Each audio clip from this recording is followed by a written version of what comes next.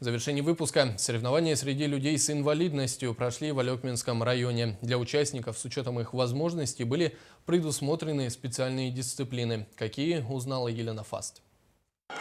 Программа «Доступная среда» предусматривает более комфортные условия для жизни людей с ограниченными возможностями. Но главное – умение жить с улыбкой, окруженными друзьями, проводить время не в одиночестве – это уже заслуга самих людей и тех, кто им помогает.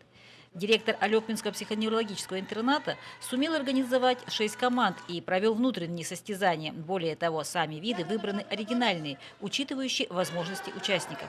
Боча это новая игра. Ну, вы, наверное, Олимпиаду все видели. Катали эти тарелочки там, били. Типа этого, только она попроще. Тоже надо катать шарики, занимать такое определенные места. Очки набирают. Ну, в общем, так-то не сложная, но интересная игра.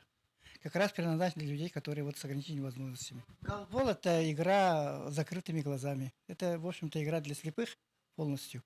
У них специальный мяч, который имеет звоночек. И вот угадывают, ловят наугад и кидают. Кто наберет больше очков. Как отмечает бессменный судья, а в этом случае еще и помощник организаторов Алексей Мордовской, совершенно не важно, как тебя видят другие, важно, как ты позиционируешь себя сам. Вот эта организация показывает очень хороший пример среди других организаций. Ведь люди-то там инвалиды, люди с ограничительными всякими возможностями, но тем не менее принимают активное участие в спартакиаде. Ведь внутри трудового коллектива собрать 6 команд – это вообще-то здорово. Ограниченные возможности не значит ограничение жизни, убеждены участники. Несколько часов общения, смеха, адреналина надолго сохранят впечатление дня. Елена Фаст, Максим Копылов, НВК «Саха», Алекминск.